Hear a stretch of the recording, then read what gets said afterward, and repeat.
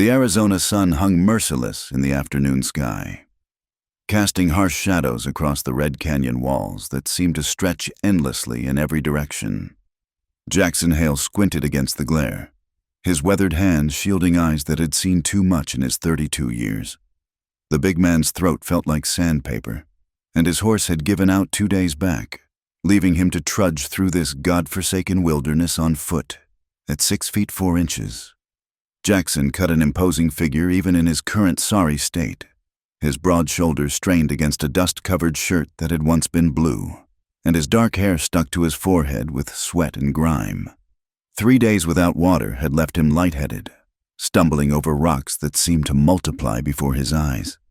The leather satchel slung across his back contained everything he owned in this world, which wasn't much for a man who'd spent the last decade running from his past. He'd been heading toward Tucson when the sandstorm hit, obscuring all landmarks and leaving him turned around in country that could kill a man as easy as breathing. Now, the distant sound of running water called to him like a siren's song, drawing his heavy boots forward through the scrub brush and scattered boulders. The sound grew stronger as he rounded a massive red rock formation. And there it was, a crystal-clear stream winding its way through a hidden grove of cottonwoods. Jackson's knees nearly buckled with relief. He'd found salvation, but as he stumbled toward the water's edge, ready to plunge his whole head into that blessed coolness, movement caught his eye. He froze, every instinct from his cavalry days screaming at him to take cover. There, not 30 yards downstream, a figure moved in the dappled shadows beneath the trees. It was a woman, and she was bathing. Jackson's breath caught in his throat. She stood waist-deep in a natural pool where the stream had carved out a depression in the rock, her long black hair streaming down her back like liquid obsidian. Her skin was the color of burnished copper, and she moved with a grace that spoke of someone completely at home in this harsh landscape. She was Apache. That much was clear from her features and the beaded leather clothing folded carefully on the bank beside her. The smart thing, the decent thing, would be to back away quietly and find another spot to drink. But Jackson's legs had turned to stone, and his parched throat chose that moment to produce an involuntary gasp that echoed off the canyon walls like a gunshot. The woman spun toward him, her dark eyes wide with shock and something that looked very much like terror. For a heartbeat that seemed to stretch into eternity, they simply stared at each other across the flowing water. Then she spoke, her voice carrying clearly in the still air. "You have seen me," she said in English, though her accent colored the words with the cadence of her native tongue. "Do you know what this means?" Jackson found his voice, though it came out as barely more than a croak. "Ma'am, I didn't mean to. I was just looking for water, and He gestured helplessly at the stream, then realized he was still staring and jerked his gaze away. "I'll just be going." "No," the word cracked like a whip. "You will not be going anywhere." There was something in her tone that made Jackson look back despite himself. The woman had moved closer to the bank, though she remained in the water. Her face was set in lines of grim determination, but her hands trembled slightly as she spoke. "My name is Nayeli," she said, "and you have just sealed both our fates." "I don't understand," Jackson said, though something cold was beginning to crawl up his spine. "Among my people, there is a law as old as these mountains," Nayeli continued, her voice steady despite the fear he could see in her eyes. "If an outsider, a man not of our blood, sees a woman of the tribe in such a state, there are only 2 choices, marriage or death for both." Jackson felt the world tilt around him. That can't be serious. You think I jest?" Nayeli's laugh held no humor. "My cousin Koa leads a war party not 5 miles from here. When he discovers what has happened, and he will discover it, for I cannot lie to my people, he will track you down, and when he finds you—" She let the words hang in the air like smoke from a funeral pyre. "But surely you can just not tell anyone?" Jackson heard the desperation in his own voice. "You do not understand our ways." Nayeli moved to the rocky edge of the pool, keeping herself modestly concealed while reaching for her clothes. "The spirits see all. To hide this would bring dishonor not just on me, but on my entire family. My father is a chief among our people. Such shame would destroy him." Jackson ran a hand through his hair, his mind reeling. "So what are you saying? That you and I should—" "Marry," Nayeli said flatly, pulling her leather dress over her head with swift, efficient movements. "Today, now, it is the only way either of us sees another sunrise." "But we don't even know each other," Jackson protested. "I don't know the first thing about your customs, your people. You should have thought of that before you came stumbling into sacred waters like a drunken buffalo." Nayeli snapped, then immediately looked apologetic. "Forgive me. I know this was not your intention, but intention matters little now. Only survival." She finished dressing and stood before him. No longer the ethereal figure in the water, but a practical woman facing an impossible situation with steely resolve. She was smaller than he'd initially thought, probably barely reaching his chest, but there was something about her bearing that commanded respect. "What's your name?" she asked. Jackson Hale." "Jackson Hale," she repeated, as if testing how the words felt on her tongue. "You are a cowboy?" "Was," Jackson said, "among other things." He didn't elaborate on those other things, the uniform he'd worn, the orders he'd followed, the blood on his hands that no amount of desert sand could scrub clean. Nayeli studied him with intelligent dark eyes that seemed to see straight through him. "You carry pain," she observed. "It sits on your shoulders like winter ice." Jackson shifted uncomfortably. "Don't we all?" "Perhaps, but yours runs deeper than most." She gathered up her washing things with brisk efficiency. "No matter. If we are to survive this day, we must move quickly. Koa's hunting party will return to this water source before evening. We must be gone by then." "Gone where?" Jackson asked, still struggling to process the surreal turn his life had taken. "Away from here, away from my people. At least until we can return as husband and wife according to tribal law." Nayeli shouldered a small leather pack. "There is a place, 2 days hard travel to the south, if we can reach it. And if we can't," Nayeli's expression darkened, "then we die together, which is perhaps more than either of us deserves for this moment of carelessness." Jackson looked at this strange, fierce woman who had just upended his entire existence with a few words. Part of him wanted to laugh at the absurdity of it all. Part of him wanted to run, consequences be damned. But mostly, he found himself oddly captivated by her directness, her refusal to sugarcoat their desperate situation. "You're serious about this," he said. "About all of it. Deadly serious." Nayeli met his gaze squarely. "So I ask you now, Jackson Hale, will you take me as your wife to save both our lives? Or shall we sit here and wait for death to find us?" The desert wind whispered through the cottonwoods, carrying with it the scent of sage and the promise of storms on the horizon. Jackson looked at the woman before him, this fierce Apache who had just offered him salvation wrapped in the most unlikely package imaginable. "I reckon," he said slowly, "I don't have much choice in the matter." "None of us do," Nayeli replied. "Choice is a luxury for those who live in safety. We must live by necessity now." And with those words, Jackson Hale found himself bound to a woman he'd known for less than an hour, in a marriage born of ancient law and mortal peril, with death riding hard on their trail and only the vast, unforgiving desert to shelter them. The sun was already beginning its descent toward the western ridges when Nayeli led Jackson away from the stream that had changed both their lives forever. She moved with the silent grace of someone born to this land, her moccasined feet finding purchase on loose rock where Jackson's heavy boots sent pebbles cascading down the canyon walls. "Stay close," she whispered, glancing back at him with those dark eyes that seemed to catalog every sound, every shadow. "And try not to sound like a herd of cattle. Sound carries far in this country." Jackson did his best to lighten his step, but 3 days without food and water had left him clumsy. Every few minutes, Nayeli would stop and cock her head, listening for something only she could hear. During one such pause, she suddenly grabbed his arm and pulled him behind a massive boulder. "What is it?" Jackson breathed. "Horses," she said, her voice barely a whisper. "3, maybe 4, moving fast from the north." Jackson strained his ears but heard nothing except the wind through the rocks. But Nayeli's tension was unmistakable. Her whole body coiled like a spring ready to snap.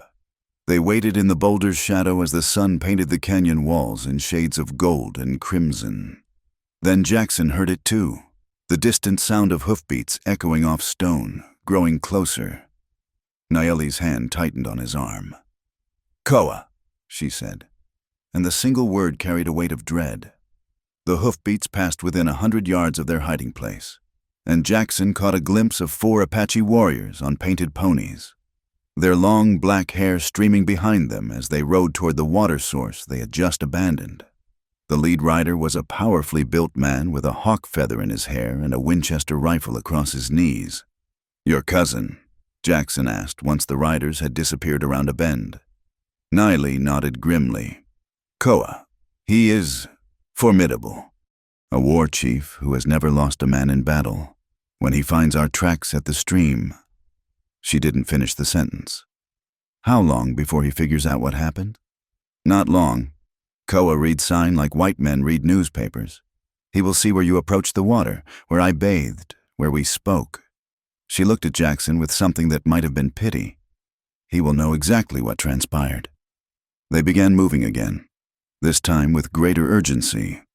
Nayeli led them up a treacherous path that wound between towering rock spires, their red surfaces still radiating heat from the day's brutal sun. Jackson's legs trembled with exhaustion, but he forced himself to keep pace with the Apache woman who had become his unlikely salvation. "Where exactly are we heading?" he asked during a brief rest in the shade of an overhang. "South," Nayeli said, uncapping a small water gourd and offering it to him. "To the sacred canyon where my grandmother's people once lived. It is neutral ground. Even Koa would hesitate to spill blood there." Jackson accepted the water gratefully, though he noticed she took only the smallest sip herself. "And then what? We can't hide forever." "No," she agreed. "But if we can reach the canyon, we can perform the binding ceremony. Once we are truly married in the eyes of the spirits, Koa cannot touch us without bringing dishonor on himself and our family. This binding ceremony, what does it involve?" Nayeli's cheeks darkened slightly. "Sacred words, the sharing of blood, the consummation that makes a marriage real in the eyes of our people." Jackson felt heat rise in his own face. The woman beside him was undeniably beautiful, but the circumstances of their union made everything feel surreal and rushed. "And you're willing to do all that? With a complete stranger?" "I am willing to live," Nayeli said simply. "The rest, we will face when we must." A distant shout echoed through the canyon behind them, sharp and angry. Nayeli shot to her feet, her face pale. "They have found our trail," she said. "We must move, now!" What followed was a nightmare journey through increasingly treacherous terrain. Nayeli pushed the pace mercilessly, leading Jackson up narrow ledges where one misstep would mean a 100-foot fall onto jagged rocks. His lungs burned in the thin air, and his legs felt like lead, but the thought of Koa and his warriors somewhere behind them kept him moving. "I don't understand something," Jackson gasped as they scrambled down a loose scree slope in the growing darkness. "If this law of yours is so absolute, why is your cousin so angry? Shouldn't he accept our marriage as necessary?" Nayeli paused in her descent, her silhouette stark against the star-filled sky. "You think like a white man," she said. "You see only the law, not the heart beneath it." "What do you mean?" "Koa has wanted to marry me since we were children," she said quietly. "He has been waiting for my father to arrange such a union. To him, what happened today is not just a violation of tribal law. It is theft of what he considers his..." Jackson felt a chill that had nothing to do with the desert night. "So, even if we complete this ceremony, he won't give up. Koa is not known for accepting defeat gracefully," Nayeli admitted. "But tribal law will be on our side. That counts for something, even with him." They continued their descent in silence, The only sounds the whisper of wind through stone and the distant call of a coyote somewhere in the darkness. Jackson's respect for the woman leading him grew with each mile. She navigated terrain that would challenge a mountain goat, all while carrying herself with a dignity that spoke of noble blood. "How do you know this country so well?" he asked as they reached level ground and began crossing a moon-washed flat dotted with ancient saguaro cacti. "My grandmother brought me here when I was a child," Nayeli said. "She was a medicine woman, one of the last to remember the old ways. She taught me the paths known only to the spirits and the dead." Cheerful thought, Jackson muttered. Despite everything. Nayeli's lips quirked in what might have been a smile. "Death is not something my people fear. Jackson Hale, it is simply another country to travel to when this one no longer welcomes us." They walked on through the night, stopping only briefly to rest and share what little water remained in Nayeli's gourd. As dawn approached, painting the eastern sky in pale shades of pink and gold, they found themselves at the entrance to a narrow canyon whose walls rose sheer on either side. "The sacred canyon?" Jackson asked. Nayeli nodded, but her expression was troubled. "We have made good time, but not good enough. Look." She pointed back the way they had come, and Jackson's heart sank. There, perhaps 2 miles behind them on the desert flat, 4 dark figures on horseback were clearly visible against the morning light. "Koa," Jackson said. "Yes, and he rides like a man possessed." Nayeli shouldered her pack and started into the canyon. "We must reach the sacred pool before he reaches us. Once there, we will have the protection of the ancestors. And if we don't make it in time?" Nayeli's hand moved to the knife at her belt. "Then we make our stand here, husband, because I would rather die as a married woman than live as Koa's unwilling bride." The word husband sent an odd thrill through Jackson. Despite the desperate circumstances, this fierce, proud woman had chosen to bind her fate to his, a stranger with blood on his hands and demons in his past. The least he could do was prove worthy of that trust. "Then we'd better run," he said. And run they did, into the shadowed depths of the sacred canyon, with death and desire riding hard behind them, and only the ancient spirits to judge whether their desperate gamble would succeed or damn them both. The canyon walls seemed to close in around them like grasping fingers, and somewhere in the distance, Jackson could swear he heard the sound of approaching hoofbeats echoing off stone like thunder before the storm. The sacred canyon stretched before them like a cathedral carved from living rock, its walls soaring hundreds of feet toward a ribbon of sky that seemed impossibly distant. Ancient petroglyphs covered the stone surfaces, spirals and handprints and figures of men and animals that spoke of peoples who had walked this path long before either Apache or white man had claimed this land. Jackson followed Nayeli deeper into the canyon's embrace, his boots echoing hollowly off the smooth stone floor that had been polished by countless flash floods over the centuries. The air here felt different, cooler, heavier, touched with something that made the hair on the back of his neck stand up. "How much farther?" he asked, glancing back toward the canyon mouth where their pursuers would soon appear. "Not far now," Nayeli replied, but her pace had slowed considerably.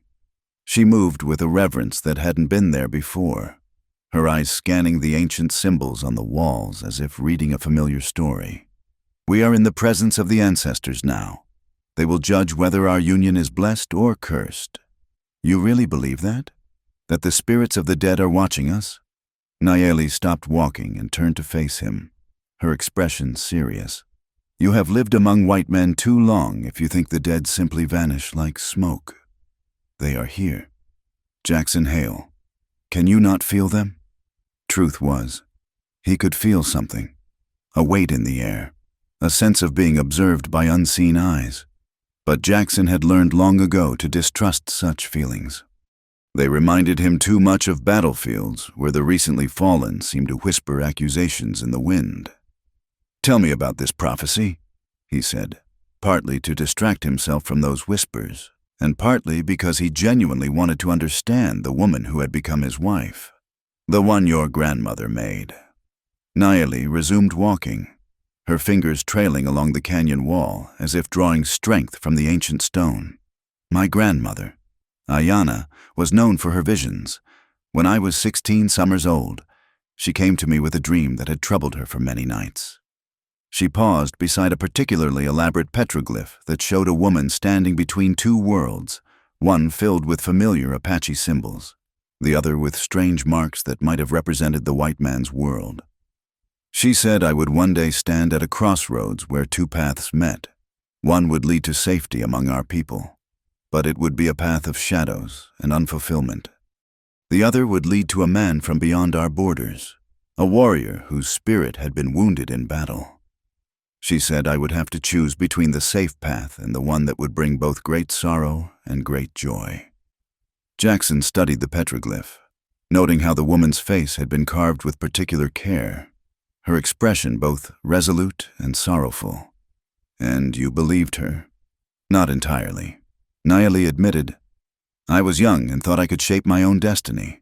But grandmother also said something else, that the choice would come suddenly, like lightning in a clear sky, and that I would know the wounded warrior by the way he looked at water. Water? She said he would approach the sacred waters like a man dying of thirst, but when he drank, it would not be enough to wash away the pain he carried. Nayeli glanced at him meaningfully. When I saw you at the stream today, I knew. Jackson felt a chill run down his spine. That could apply to any man in the desert. Could it? Nayeli's voice was gentle but insistent. Tell me, Jackson Hale, what brought you to that stream? What drives a man to wander alone in Apache country with death walking behind him? The question hung between them like a blade waiting to fall. Jackson had spent years avoiding that very inquiry, deflecting it with jokes or anger or simply walking away. But here, in this sacred place with this remarkable woman who had tied her fate to his, evasion felt like cowardice. I was running, he said finally. Same as I've been running for the better part of 3 years. From what? Jackson stopped walking and leaned against the canyon wall, the ancient stone cool against his back. Above them, a red-tailed hawk circled on the thermals, its cry echoing off the walls like a judgment. From what I did while wearing a blue uniform, he said. From orders I followed and men I killed and villages I helped burn to the ground. Nayeli's face remained impassive, but he saw something flicker in her dark eyes. Not judgment, but recognition of a familiar pain. You fought in the Indian Wars, she said. It wasn't a question. 5th Cavalry under General Crook. We were supposed to be protecting settlers, keeping the peace. Jackson's laugh was bitter as alkali water. Turned out keeping the peace meant a lot of things I couldn't live with. Such as? Jackson closed his eyes, and immediately the memories came flooding back. The smell of smoke and blood, the sound of women crying, the weight of orders that turned human beings into targets. Sand Creek wasn't the only massacre, just the most famous one.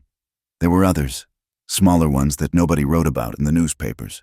And you participated? I followed orders, Jackson said, then shook his head violently. No, that's a coward's answer.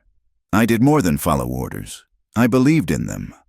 Thought we were civilizing the frontier, making it safe for families and farmers. He opened his eyes and looked directly at Nayeli. It took me far too long to realize that the people we were protecting the land from had been living on it for centuries before we arrived. Nayeli was quiet for a long moment, studying his face with those penetrating eyes. When she spoke, her voice was carefully neutral. What changed your mind? A village in Colorado. Winter of '81. We'd been tracking a war party for weeks, following reports of raids on supply wagons. When we finally found them, Jackson's voice caught. It wasn't a war party. It was families trying to reach winter camps. Old men, women, children. Most of them were sick with fever. The canyon seemed to hold its breath as Jackson continued, the words pouring out of him like blood from a long, festering wound. The commanding officer, a man named Morgan, said they were all hostiles. Said disease was just another weapon they'd use against white settlements if we let them live. He ordered us to surround the camp and wait for dawn. Jackson's hands clenched into fists. I should have refused. Should have found some backbone and told him it was murder, not war. Instead, I helped position the men and checked my rifle like a good soldier. But you didn't fire, Niley said softly. Jackson looked at her in surprise. How did you know? Because you carry guilt, not pride. A man who felt no remorse would not be running through the desert like his soul was on fire. I couldn't do it, Jackson admitted. When the order came to fire, I just couldn't. Instead, I shouted a warning to the camp. Probably saved a dozen lives. Maybe more, but not all of them. Not nearly all of them. And your commanding officer? Captain Morgan didn't take kindly to insubordination. I was arrested, charged with disobeying orders and aiding the enemy. Spent 6 months in a military prison before I managed to escape. Jackson's smile was grim. Been running ever since. Morgan's still out there somewhere, still wearing his captain's bars and following orders without question. They walked in silence for a while after that, the weight of Jackson's confession settling between them like desert dust. The canyon had grown narrower, and the light filtering down from above had taken on an ethereal quality that made everything seem touched by magic. Do you regret it? Niley asked eventually. The warning you gave? No, Jackson said without hesitation. It's the one thing I did in uniform that I can still live with. Everything else, he shrugged. Everything else is blood under the bridge. My people have a saying, Nayeli said. The man who saves one life saves the entire world. Perhaps the spirits brought you to that stream not to punish you, but to give you a chance at redemption. Through marriage to a woman I have known for one day. Through learning to live with honor instead of running from shame, Nayeli corrected. Marriage is just the beginning of that journey, not the end. Up ahead, the canyon began to widen again, and Jackson could hear the sound of running water. But there was something else now, the distant thunder of hoofbeats echoing off the canyon walls behind them. Koa, Niley said, her hand moving instinctively to the knife at her belt. How much farther to this sacred pool of yours? Just around the next bend. But Jackson, she caught his arm, her grip surprisingly strong. Whatever happens next, you must remember, we are no longer just two people trying to survive. We are husband and wife in the eyes of the spirits. That bond is stronger than blood, stronger than fear. It cannot be broken by man or beast or bullet. Jackson looked down at this fierce Apache woman who had claimed him as her own, and felt something shift inside his chest, a warmth he hadn't experienced since before he'd first put on a uniform. I'll remember, he promised. And as they rounded the bend toward whatever destiny awaited them in the sacred pool, the sound of their pursuers grew ever closer, like storm clouds gathering for the final reckoning. The sacred pool lay before them like a mirror dropped from heaven, its surface reflecting the narrow strip of azure sky visible between the canyon walls. Ancient cottonwoods clustered around the water's edge, their roots drinking deep from the spring that had sustained life in this hidden sanctuary for countless generations. Petroglyphs covered every available surface, telling stories of ceremonies and celebrations that had taken place here when the world was younger. But there was no time to appreciate the beauty or sanctity of the place. Behind them, the thunder of hoofbeats grew louder, echoing off the canyon walls like approaching thunder. Koa and his warriors would be upon them within minutes. There, Nayeli pointed to a narrow cleft in the far wall, barely visible behind a curtain of hanging vines. A passage that leads to higher ground, if we can reach it. They splashed across the shallow pool, their feet sending ripples across the sacred waters. Jackson's boots slipped on the smooth stones beneath, but Nayeli caught his arm, steadying him with surprising strength. The water was shockingly cold after the desert heat, a blessing that made them both want to linger despite the danger. The cleft proved to be the entrance to a winding passage that climbed steeply through the rock. In some places it was so narrow they had to turn sideways to squeeze through. In others it opened into small chambers decorated with more ancient artwork. The passage was treacherous in the darkness, but Nayeli seemed to know every twist and turn. My grandmother brought me here many times, she explained as they climbed. She said the ancestors would always provide sanctuary for those who honored the old ways. They emerged onto a broad ledge perhaps 200 feet above the canyon floor, hidden from below by an overhang of red rock. From here, they could see the entire sacred pool and the passage they had just climbed. It was a perfect vantage point, and, Jackson realized with growing unease, a perfect trap if they were discovered. Below them, Koa and 3 other Apache warriors rode into the sacred canyon. Even from this distance, Jackson could see the rage radiating from the war chief as he dismounted and began examining the muddy banks around the pool. The other warriors spread out, reading sign with the expertise of men born to the hunt. "He knows we're here," Nayeli whispered, pressing herself against the rock wall. One of the warriors, a young man with elaborate war paint, pointed toward the cleft they had used to escape. He spoke rapidly to Koa in Apache, gesturing excitedly. Jackson didn't need to understand the words to know they had been discovered. "Can they follow us up here?" Jackson asked. "Eventually," Nayeli said. "But it will take time, and they will have to come one at a time through the narrow places. That gives us some advantage." "Some," Jackson agreed grimly. He checked his Colt revolver, counting the bullets he had left, 6 rounds against 4 Apache warriors. Not impossible odds, but far from favorable. They settled in to wait, hidden in the shadows of their rocky sanctuary. The ledge was perhaps 20 feet wide and extended back into the cliff face, forming a shallow cave that provided both shelter and concealment. Ancient fire rings spoke of others who had sheltered here before them. As the hours passed and the sun began its descent toward the western rim of the canyon, Jackson found himself studying his unlikely wife. In the filtered light of their hiding place, Nayeli's beauty was undeniable. High cheekbones, full lips, skin like burnished copper, and those dark eyes that seemed to hold depths he was only beginning to fathom. But it was more than beauty that drew his attention. There was a competence about her, a calm efficiency in everything she did that spoke of someone who had been tested by hardship and emerged stronger. She had taken a handful of items from her pack and was now engaged in tasks that seemed almost mundane given their circumstances, sharpening her knife on a whetstone, braiding cordage from plant fibers, preparing what looked like medicine from dried herbs. "What's that?" Jackson asked, nodding toward the herbs. "Willow bark and devil's claw," Nayeli said, not looking up from her work. "For pain and inflammation. You favor your left leg. An old injury?" Jackson was surprised she had noticed. "Took a Comanche lance through the thigh 2 years back. It healed crooked, never quite right since." "This will help," she said, offering him a small bundle of the prepared herbs. "Chew it slowly. Swallow the juice, but not the pulp." The medicine was bitter as sin. But within minutes, Jackson felt the constant ache in his leg begin to ease. "Where did you learn healing?" "From my grandmother, like everything else worth knowing." Nayeli said she believed that to survive in this harsh land, one must understand all its gifts, the plants that heal, the stones that hold water, the signs that warn of danger.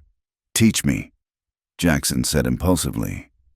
Nayeli looked up, surprised. "Teach you what?" "Everything. How to read sign, how to find water, how to move quietly. If we're going to survive out here together, I need to know more than how to follow orders and fire a rifle." Something shifted in Nayeli's expression, surprise giving way to something that might have been approval. "You would learn Apache ways, even though your people and mine have been enemies for so long?" "Your people aren't my enemies," Jackson said firmly. "Never should have been. Maybe it's time I learned to see this land through different eyes." Nayeli was quiet for a long moment, studying his face as if trying to read his sincerity. Finally, she nodded. "Very well, but learning Apache ways means more than just survival skills. It means understanding that everything is connected. The land, the animals, the spirits of the ancestors. Can you accept that? I'm willing to try. Then we begin with the most basic lesson, how to truly see." Nayeli gestured toward the canyon below, where Koa and his men had made camp near the sacred pool. "Tell me what you observe." Jackson studied the scene below. 4 warriors. They've hobbled their horses and posted a guard at the canyon entrance. Koa is, What is he doing there by the water? He is praying, Naeli said softly, asking the ancestors for guidance. This troubles him more than you know, violating the sacred place in pursuit of blood vengeance. But he's still planning to kill us. Yes, but now he must weigh his desire for revenge against the displeasure of the spirits. It is a heavy burden for a war chief to bear, as if sensing their observation. Koa looked up toward the cliff face. For a moment, Jackson was certain the warrior's eyes had found them in their hiding place. But Koa turned away, speaking quietly to one of his men. He's sending someone up, Naeli observed. Sure enough, one of the younger warriors began picking his way toward the hidden cleft. He moved with the fluid grace of a man completely at home on difficult terrain, but the narrow passage would still slow him considerably. How long do we have? Jackson asked. Perhaps an hour before he reaches this level. Longer if he's cautious about ambush. Then we'd better use that time well. Jackson settled beside Naeli, close enough to feel the warmth radiating from her body. Show me how to read the plants. Which ones are food? Which ones are medicine? Which ones will kill you? Naeli smiled, the first genuine smile he had seen from her since their ordeal began. You begin to understand.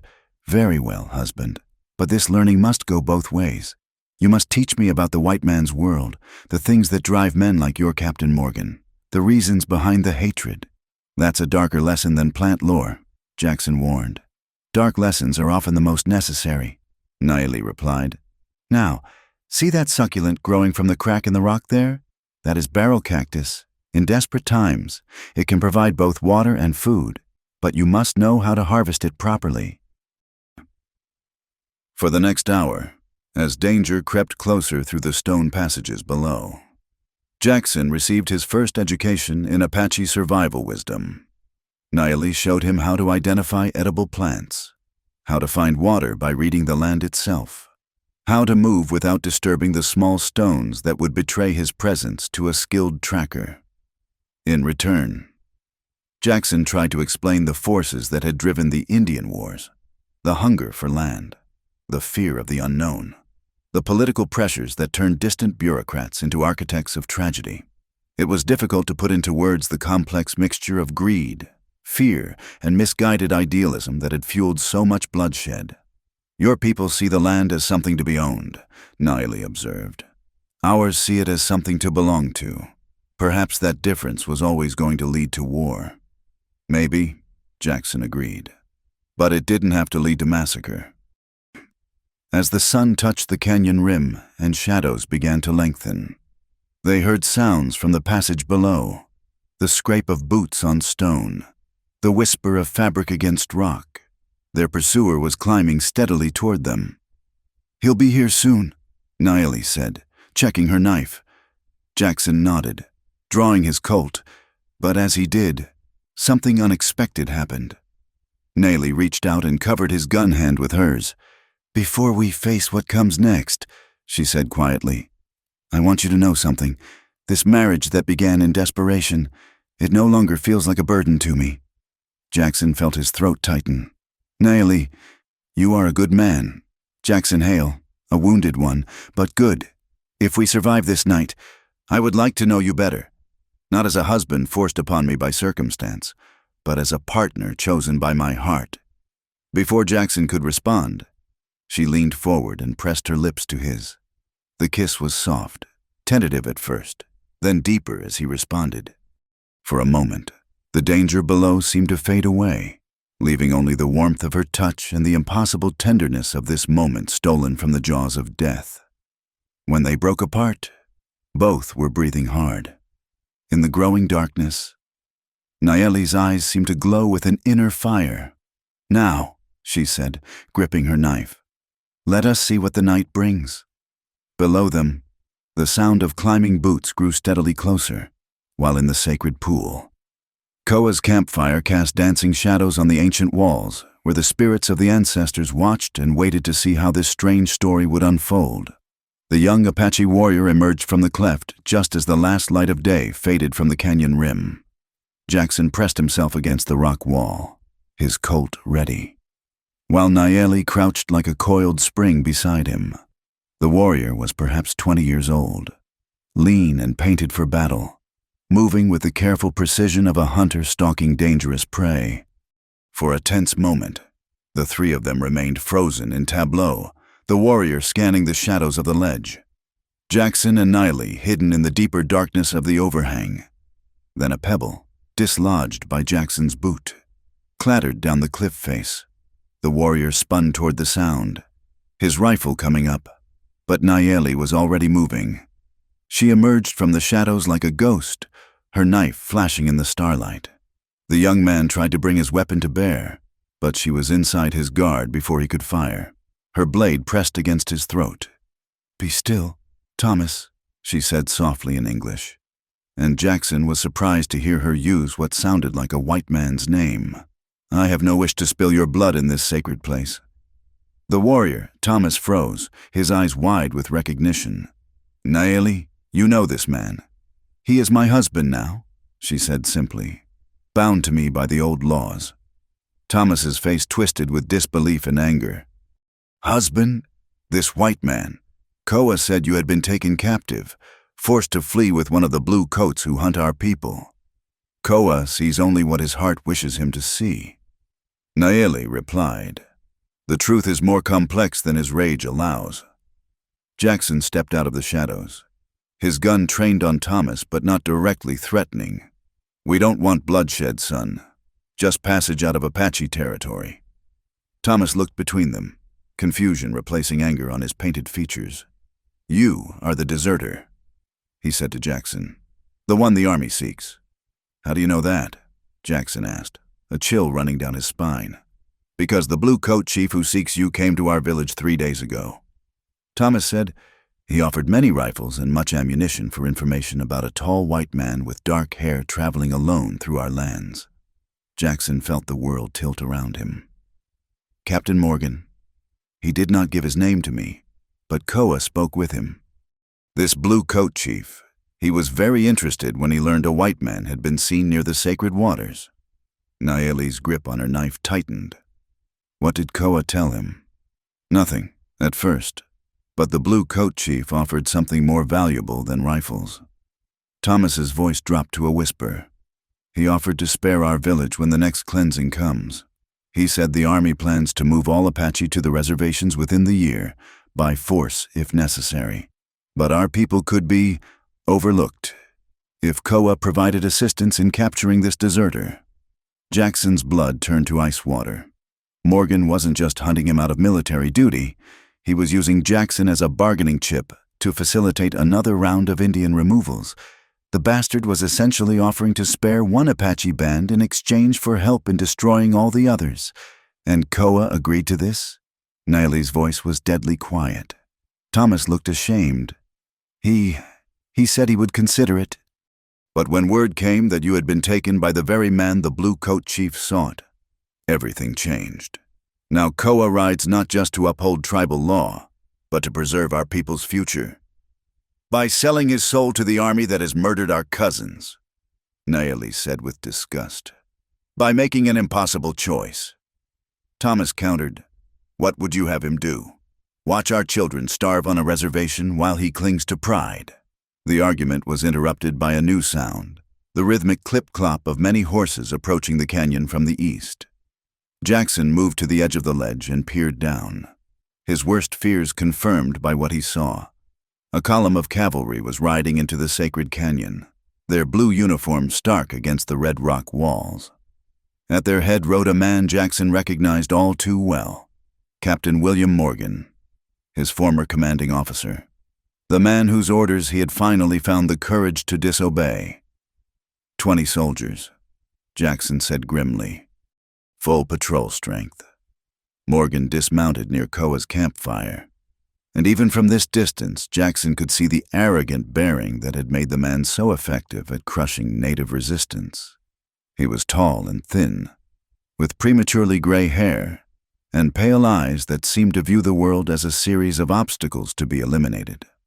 The two men spoke briefly, their voices carrying clearly in the thin air. "The deserter is here somewhere," Morgan was saying. "My Apache scout is certain of it." Koa nodded toward the cleft in the canyon wall. My warrior climbs to confirm. But Captain, you said nothing about bringing so many soldiers to this sacred place. I bring what force is necessary to apprehend a dangerous fugitive. Morgan replied coldly. Your religious concerns are not my priority. Jackson saw Koa's jaw tighten at the dismissive tone, but the Apache chief held his tongue. The balance of power had shifted dramatically with the arrival of the cavalry, and everyone knew it. We have to get out of here, Jackson whispered to Nayeli. Now, before they can surround the entire canyon. But Nayeli was staring down at the scene below with an expression Jackson couldn't read. Thomas, she said to the young warrior, how many of our people know about Koa's agreement with the army? Only the War Council, Thomas replied. Why? Because those soldiers down there have no intention of honoring any agreement. Nayeli said, look at their formation, the way they're positioning themselves. This isn't a negotiation, it's preparation for an ambush. Jackson looked more carefully and realized she was right. The cavalrymen weren't just making camp. They were setting up fields of fire that would turn the canyon into a killing ground. Several soldiers had already moved to block the main entrance, while others were positioning themselves to provide covering fire from elevated positions. Morgan's playing Koa for a fool, Jackson said. He gets my location and eliminates potential Apache resistance in one stroke. We have to warn them. Nayeli said, warn them? Jackson stared at her in disbelief. They're here to kill us. Koa is here to capture us. Nayeli corrected. The soldiers are here to kill everyone. There's a difference. Thomas, who had been listening to this exchange with growing alarm, suddenly spoke up. She is right. I saw how the blue coats looked at our horses, our weapons. These are not the eyes of men planning to honor treaties. A rifle shot echoed through the canyon, sharp and deadly in the night air. One of Koa's warriors spun and fell, blood blooming across his chest. Morgan's voice rang out, amplified by the canyon walls. Apache warriors, you are surrounded. Surrender your weapons and submit to arrest for harboring a military fugitive. Koa's response was immediate and predictable. His war cry split the night as he dove for cover behind the rocks near the sacred pool. His remaining warriors scattered, taking positions among the boulders and ancient trees. Within seconds, the peaceful sanctuary had become a battlefield. We have to move, Jackson said urgently. While they're distracted? But Nayeli had drawn her knife again, and this time it wasn't pointed at Thomas. You choose now. Husband, do we run and let my cousin die in an ambush that exists because of you, or do we fight beside our people against a common enemy? Jackson looked down at the unfolding battle, then at the fierce Apache woman who had become his wife, and finally at Thomas, who was watching him with the wary eyes of someone waiting to see what kind of man he truly was. The choice, when it came, was easier than he had expected. Tell me the way down, he said to Thomas, checking his weapons, and try to keep up.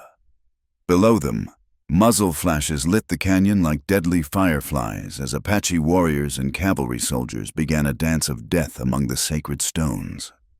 Morgan's voice could be heard shouting orders, directing his men with the cold efficiency that had made him such an effective killer of native peoples. But this time, Jackson Hale would not be following Captain Morgan's orders. This time, he would be fighting against them, beside the people he had once helped to hunt, for the woman who had shown him what honor truly meant. The circle was closing, but it remained to be seen who would be caught inside it when the shooting stopped. The descent through the hidden passage became a nightmare of scraped knees and torn clothing as Jackson, Nayeli, and Thomas half fell, half climbed down the treacherous rock face. Above them, rifle fire echoed through the canyon like thunder, punctuated by war cries and shouted orders that bounced off the stone walls in a cacophony of violence. They emerged from the cleft behind a cluster of massive boulders that provided temporary cover from the chaos erupting around the sacred pool. Jackson could see muzzle flashes winking like deadly stars from positions throughout the canyon as Morgan's cavalrymen poured concentrated fire into the Apache positions. Koa is pinned down behind the altar stone, Thomas whispered, pointing toward a flat-topped boulder near the water's edge where Jackson could make out the war chief's distinctive silhouette. "If he tries to move, the soldiers on the rim will cut him down." "How many men does he have left?" Nayeli asked. "2, maybe 3. One was hit in the first volley." Jackson studied the tactical situation with the eye of a former cavalry officer. Morgan had positioned his men with textbook precision riflemen on the canyon rim providing overwatch, a blocking force at the main entrance, and a fire team advancing on the Apache positions from the west wall. It was a classic pincer movement designed to eliminate all resistance with minimal casualties to his own forces. "Your Captain Morgan knows his business," Nayeli observed grimly. "He always did," Jackson replied. "But he's made one mistake. He's fighting the last war, not this one." "What do you mean?" Jackson pointed toward the advancing fire team. "See how they're moving? Standard cavalry dismounted tactics, designed for fighting warriors on horseback in open country. But this is close-quarters combat in broken terrain. They're bunched too tight, advancing too predictably." Morgan's voice carried clearly across the canyon floor. "Sergeant Williams, take your squad around the south wall. Drive them toward the water." "There," Jackson said. "He's dividing his force, trying to close the trap faster. If we can hit that squad while they're separated from the main body—" "You mean to fight alongside Koa?" Thomas asked, his voice reflecting his amazement. "I mean to stay alive," Jackson corrected. "And the only way any of us survive this is if we work together." Nayeli was already moving, her knife gleaming in the starlight as she slipped between the boulders like a shadow given form. "Follow me. I know these rocks better than any soldier." They worked their way around the edge of the battlefield, using the ancient stone formations as cover. The canyon had become a maze of light and shadow, punctuated by the sharp crack of rifles and the whine of ricocheting bullets. Jackson counted 6 cavalrymen advancing along the south wall, just as he'd predicted. Too many for the remaining Apache warriors to handle, but a manageable target for a coordinated ambush. "There," Nayeli whispered, indicating a narrow gap between 2 towering stones. "The soldiers will have to pass through that bottleneck to reach Koa's position. If we can catch them there—" Jackson nodded, checking his Colt. 6 bullets against 6 soldiers, assuming he didn't miss, and assuming none of them got lucky shots in return. Not the best odds he'd ever faced, but far from the worst. "Thomas, can you signal Koa without giving away our position?" The young warrior nodded and cupped his hands around his mouth, producing a soft call that sounded exactly like a night bird. The call was answered from the direction of the altar stone. Koa had received the message and was ready to coordinate their attack. The advancing cavalry squad reached the bottleneck just as Jackson had predicted. Sergeant Williams led the way, a grizzled veteran with campaign ribbons on his chest and the confident swagger of a man who'd fought Indians across half the continent. Behind him came 5 troopers, their carbines at the ready, eyes scanning the shadows for targets. Jackson waited until the sergeant was directly below their position before he acted. Rising from cover, he called out in a voice that carried the unmistakable authority of a cavalry officer. "Sergeant Williams, halt your advance." The sergeant spun toward the voice, his carbine coming up, but Jackson was already moving. His first shot took Williams in the shoulder, spinning him around and sending his weapon clattering across the stones. The other soldiers wheeled in confusion, trying to identify this new threat in the darkness. Nayeli struck like a hunting cat, dropping from a boulder onto the nearest trooper and bearing him to the ground. Her knife flashed once, and the man went still. Thomas had already put an arrow through another soldier's thigh, the wounded man crying out as he stumbled against the canyon wall. The remaining 3 troopers began to recover from their initial shock, bringing their weapons to bear on these unexpected attackers. But Koa and his warriors chose that moment to emerge from cover, their war cries echoing off the stone as they charged across the open ground. What followed was brutal and close quarters, the kind of fighting where training mattered less than desperation and the will to survive. Jackson found himself grappling with a young trooper who couldn't have been more than 19, both men struggling for control of a carbine that would mean life or death to whoever claimed it. The soldier was strong and well-trained, but Jackson had the advantage of experience and the fierce motivation of a man fighting for more than just his own life. He managed to wrench the carbine away and drive the butt into his opponent's midsection, doubling him over. A follow-up blow to the head sent the trooper sprawling unconscious onto the canyon floor. When the fighting ended, 4 of the 6 cavalrymen were down. 2 dead, 2 wounded, but alive. Sergeant Williams sat propped against a boulder, clutching his wounded shoulder and staring at Jackson with a mixture of recognition and disbelief. "Well, I'll be damned," Williams wheezed. "Jackson Hale, you son of a bitch. Captain Morgan said you'd gone native, but I didn't believe it until now." "Hello, Sergeant," Jackson said, reloading his revolver with practiced efficiency. "Still following orders without asking questions? Still running from the consequences of your choices?" Williams shot back. "You think fighting alongside savages makes you some kind of hero?" Before Jackson could respond, Nayeli stepped forward, her knife still bloody from the recent violence. "This savage just saved your miserable life. Soldier, show some gratitude." Williams looked at her with the kind of contempt Jackson had seen too often during his military service. "Captain Morgan was right about you too, wasn't he? Nothing but a military whore servicing the enemy." The words had barely left his mouth when Jackson's fist connected with his jaw, snapping the sergeant's head back against the stone with a sound like a breaking branch. Williams slumped unconscious, blood trickling from his split lip. "Jackson," Nayeli said softly, her hand touching his arm. "He is not worth your anger." "Maybe not," Jackson replied, "but some things can't go unanswered." Koa approached them, his war paint streaked with sweat and gunpowder, his eyes unreadable in the starlight. For a long moment, the war chief studied Jackson's face, taking in the man who had just fought alongside Apache warriors against his former comrades. "You fight well for a deserter," Koa said finally. "I fight well for a man protecting his wife." Jackson corrected. "Your wife," Koa repeated, his gaze shifting to Nayeli. "You truly claim her as such?" "I do." "And you, cousin," Koa asked Nayeli, "do you claim this white man as your husband, knowing what it means for our people?" Nayeli stepped closer to Jackson, her hand finding his. "I claim him as my husband, my partner, and my choice. What it means for our people, that remains to be written." Koa was quiet for a long moment, studying their joined hands. Then, without warning, Morgan's voice boomed across the canyon from the main force of cavalry still positioned near the entrance. "Jackson Hale, I know you're out there. I have 20 men with me, and more coming. Surrender now, and the Indians with you might live to see a reservation." "He lies," Thomas said quietly. "I saw the truth in his eyes. He means to kill us all." "I know," Jackson said. "Morgan never was one to leave loose ends." The sound of approaching horses echoed through the canyon. Morgan's reinforcements arriving right on schedule. Jackson counted the odds and didn't like what he found.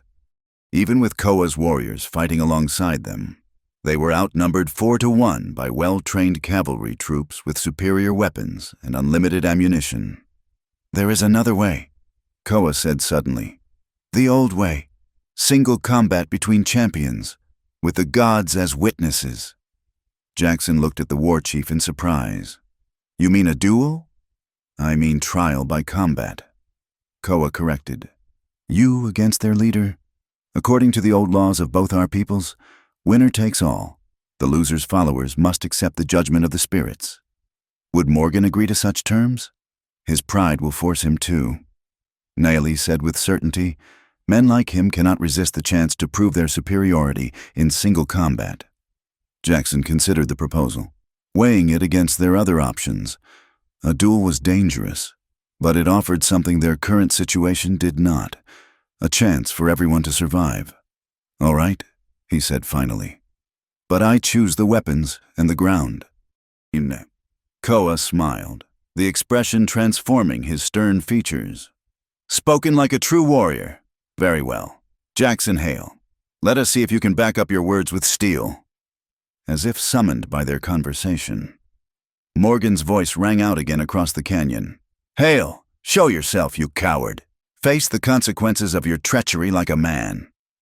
Jackson stepped into the open, his hands visible but his weapon still holstered. "I'm here, Morgan, and I've got a proposition for you." The stage was set for a confrontation that would determine not just their immediate fate, but the larger question of what kind of man Jackson Hale had truly become in the years since he'd first put on a uniform and learned to follow orders without question.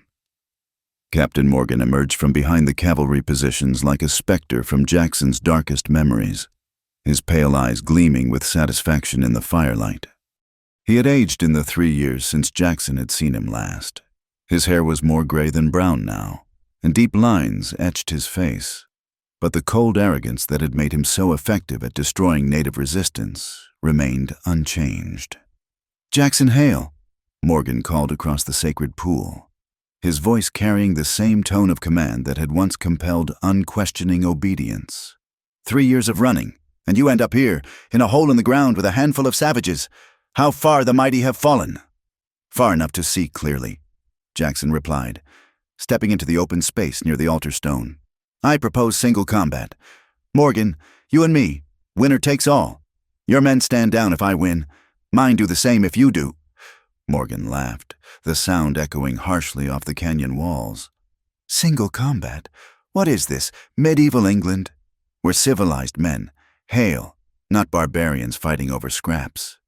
You were quick enough to accept barbarian help when it suited your purposes," Jackson shot back, gesturing toward Koa. "What's the matter, Captain? Afraid to face one man without 20 soldiers backing you up?" The taunt hit home. Jackson could see Morgan's jaw tighten, his hands clench into fists.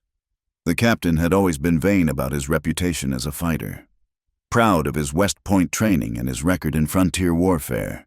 "I don't need to prove anything to a deserter and a traitor," Morgan said. But Jackson heard the uncertainty beneath the bluster. "Maybe not," Jackson agreed. "But your men are watching. Captain, they're wondering if their commanding officer is brave enough to face the man he's been hunting for 3 years. They're wondering if William Morgan is the warrior he claims to be, or just another desk soldier who sends other men to die while he counts his promotions." The words struck like physical blows. Several of the cavalrymen were indeed watching their captain with new interest, and Jackson could see doubt creeping into their expressions. Morgan's authority had always rested on a foundation of personal courage and military competence. If that foundation cracked, his hold over his men would crumble. "Very well," Morgan said finally, his voice tight with controlled rage. "Single combat it is. But I choose the weapons, cavalry sabers, as befits officers and gentlemen." Jackson nodded his acceptance. He had expected as much. Morgan was an expert swordsman, trained in the classical European style that emphasized precision and technique over raw power. It was a calculated choice designed to give the captain every possible advantage. "Where?" Jackson asked. Morgan gestured toward the flat area around the sacred pool, where the ancient stones formed a natural arena. "There, in full view of both our forces, so there can be no question about the outcome." As the two groups of fighters arranged themselves around the impromptu dueling ground, an elderly Apache man emerged from the shadows near the canyon wall. Jackson had not seen him arrive, and his sudden appearance caused murmurs of surprise from both sides. The old man was tall and dignified, his long gray hair braided with eagle feathers and his weathered face marked with the ritual scars of a chief. He wore traditional clothing, buckskin shirt and leggings decorated with intricate beadwork, and carried himself with the quiet authority of one who had led men through both war and peace. "Father," Nayeli whispered, and Jackson realized he was looking at Chief Joseph Crow Feather, the man whose daughter he had married under such extraordinary circumstances. The chief approached the center of the arena, his dark eyes taking in the assembled warriors, both Apache and cavalry, with calm assessment. When he spoke, his English was accented but clear, carrying the weight of decades spent negotiating between two worlds. "I am Joseph Crowfeather, chief of the Chiricahua band, father to Nayeli," he announced. "I have watched from the shadows as this night's events unfolded, I have seen my daughter's husband fight beside our warriors against a common enemy. I have heard the challenge issued and accepted. Before blood is shed in this sacred place, I would speak." Morgan looked annoyed at the interruption. "This is a military matter, not a tribal council. Stand aside, old man." Chief Crowfeather's gaze settled on the captain with the weight of mountain stone. "This is my daughter's husband you would kill. Soldier, that makes it very much a tribal matter." He turned to address both groups, his voice carrying clearly in the still night air. "The spirits brought my daughter and this white man together at the sacred waters. What seemed like chance was revealed as destiny when he chose to fight beside our people instead of against them. The old laws have been satisfied. Not just the letter, but the spirit." The chief reached into a leather pouch at his belt and withdrew something that gleamed in the firelight, a silver wedding band carved with Apache symbols. "This belonged to my father's father, given to him by his white wife when the two peoples lived in peace. I offer it now as a symbol of union between not just a man and woman, but between two ways of life that need not be enemies." Jackson felt his throat tighten as Chief Crowfeather approached him with the ring. "You have proven yourself worthy of my daughter, not through conquest, but through choice. Will you accept this bond freely, knowing that it makes you forever part of our people?" "I will," Jackson said, his voice steady despite the emotion churning in his chest. The chief placed the ring in Jackson's palm, then turned to Naeli. "Daughter, you have chosen a path that will bring both sorrow and joy, as was prophesied. Do you walk it willingly, with full knowledge of its costs?" "I do, Father," Naeli replied, stepping forward to take Jackson's hand. "Then let the spirits witness this union." Chief Crowfeather declared, "What has been joined in necessity is now confirmed in love. You are husband and wife before both the Apache nation and the Great Spirit who watches over all." Jackson slipped the ancient ring onto Naeli's finger, the silver warm against her copper skin.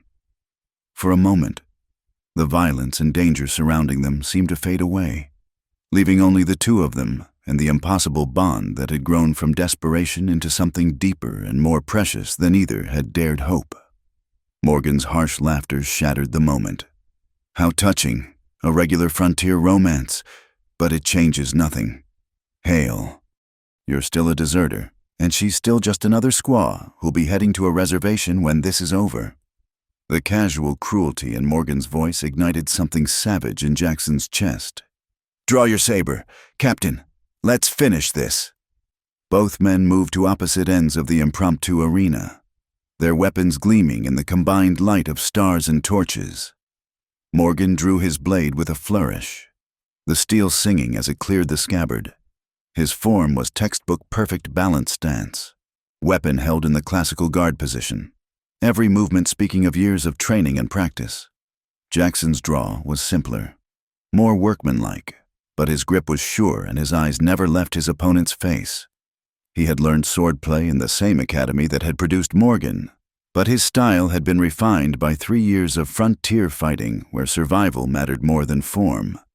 "Any last words, traitor?" Morgan called across the space between them. "Just one," Jackson replied. "Choose." "Choose what?" "Whether you want to die as William Morgan the soldier, or William Morgan the man." Morgan's response was a lightning-fast attack, his blade cutting through the air in a series of precise thrusts and cuts designed to overwhelm his opponent through superior technique. Jackson gave ground, parrying desperately, the clash of steel on the steel ringing out across the canyon like a death knell. The captain was indeed skilled, his attacks flowing from one to another with mechanical precision.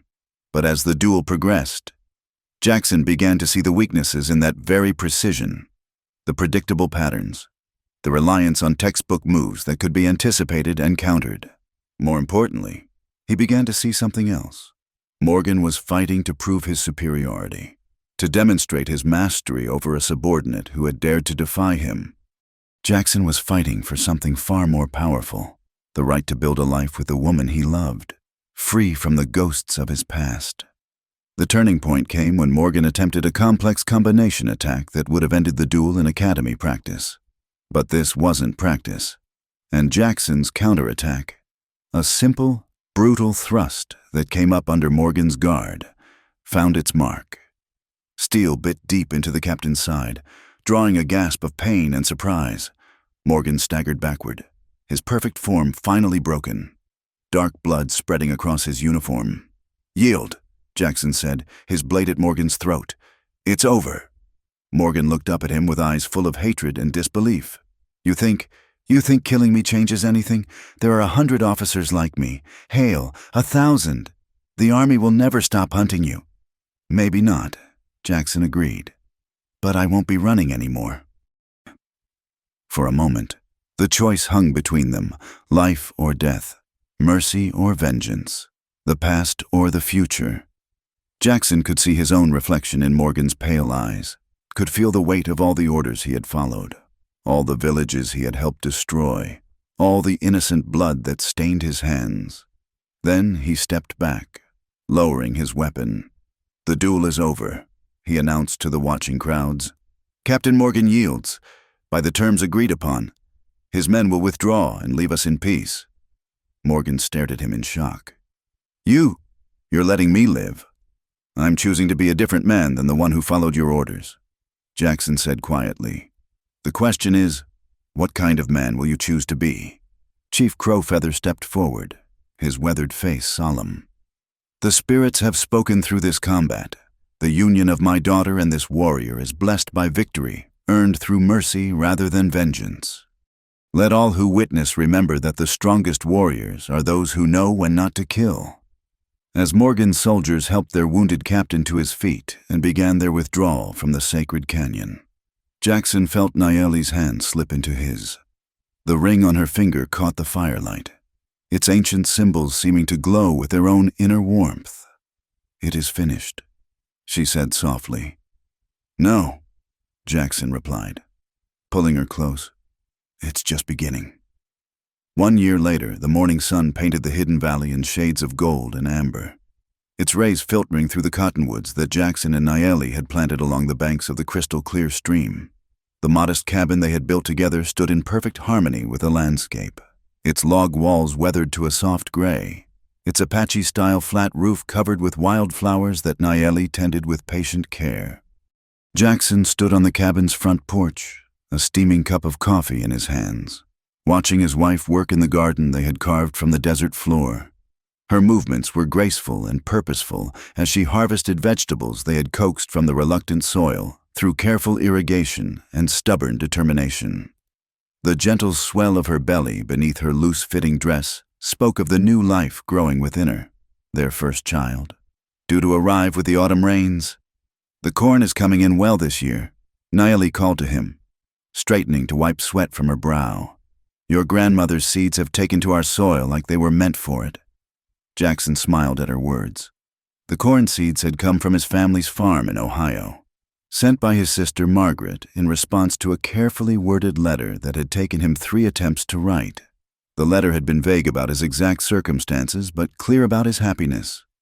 Margaret's reply had been warm and accepting, along with a package containing not just seeds, but family photographs and news from home. "She always said those seeds would grow anywhere you gave them enough love and water," Jackson replied, setting down his coffee to help Nayeli carry the morning's harvest. Course, she never imagined they'd be growing in Apache country. "Apache country," Nayeli repeated with a soft laugh. "Is that what this is? I thought it was Hale country now." "Hale Crow Feather country," Jackson corrected, using the name they had agreed upon for their small domain. "Neutral territory where anyone who comes in peace is welcome." It was more than just a pretty sentiment. Over the past year, their hidden valley had indeed become a place of refuge for those caught between 2 worlds. Thomas had been the first to arrive, bringing with him 2 other young Apache warriors who had grown weary of the endless cycle of raid and retaliation. They had built their own small dwellings upstream and helped establish the gardens and livestock that now sustained the growing community. More surprising had been the arrival of Samuel Walsh, a former cavalry sergeant who had deserted after witnessing one too many massacres. He had been followed by Benjamin Peters, a homesteader whose family had been killed in a Comanche raid. leaving him bitter and alone until he found purpose in helping to build something new in the wilderness. "Speaking of visitors," Nayeli said, shading her eyes to peer toward the valley's eastern entrance, "it looks like we have company coming." Jackson followed her gaze and saw a small dust cloud approaching along the hidden trail that led to their sanctuary. As the riders drew closer, he recognized the familiar figures of Chief Crowfeather and Koa, accompanied by 2 other Apache warriors he didn't immediately recognize. "Father comes with serious purpose," Nayeli observed, noting the formal way the men were dressed and the ceremonial weapons they carried. "This is not a social visit." They waited on the porch as the party approached, Jackson's hand resting lightly on the Colt at his hip, not from any fear of Nayeli's family, but from long habit in country where danger could appear without warning. Over the past year, his relationship with Koa had evolved from open hostility to grudging respect, though the war chief still watched him with the wary eyes of a man who had been forced to revise his assumptions about the world. "My daughter," Chief Crowfeather said as he dismounted, his weathered face creasing in a smile as he took in Nayeli's obvious pregnancy. "You glow like the morning star. The child grows strong." "Strong and active," Nayeli replied, accepting her father's embrace. "He kicks like a wild Mustang." "He?" Koa asked with raised eyebrows. "You are certain it will be a boy?" "The spirits have shown me in dreams," Nayeli said with the quiet confidence Jackson had learned to trust implicitly. "A son who will walk between worlds as his parents do." Chief Crowfeather turned to Jackson, extending his hand in the white man's gesture of greeting he had adopted for their encounters. "Son of my daughter, you look well. The peaceful life agrees with you." "It does indeed," Jackson replied, clasping the chief's hand firmly. "Though I suspect peace isn't what brings you here today." The old chief's expression grew grave. "You speak truly. We bring news from the outside world, some good, some troubling." They gathered in the cabin's main room, a comfortable space that blended Apache and American traditions in its furnishings and decorations. Nayeli served coffee and the sweet honey cakes she had learned to make from a recipe in Margaret's letters, while the men settled into chairs arranged around the stone fireplace Jackson had built during the previous winter. "First, the good news," Chief Crowfeather began. "Captain Morgan has been relieved of his command. The Army investigated his conduct during our encounter at the Sacred Canyon. It seems several of his men were troubled by his willingness to break agreements and attack Apache warriors who were fighting alongside him. He has been transferred to a desk position in Washington, where his talents for bureaucracy will be better utilized than his skills at frontier warfare." Jackson felt a weight lift from his shoulders that he hadn't even realized he'd been carrying. "And the charges against me?" "Officially, Sergeant Jackson Hale died in action during a skirmish with hostile Indians," Koa said with what might have been a smile.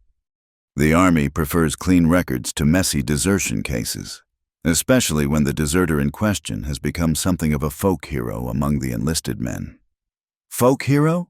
Jackson asked in surprise. "Word spreads quickly in the Frontier Army," Chief Crowfeather explained. "The story of a cavalry sergeant who chose honor over orders has been told around many campfires. There are those in uniform who see you as an example of what a soldier should be, rather than what he should obey."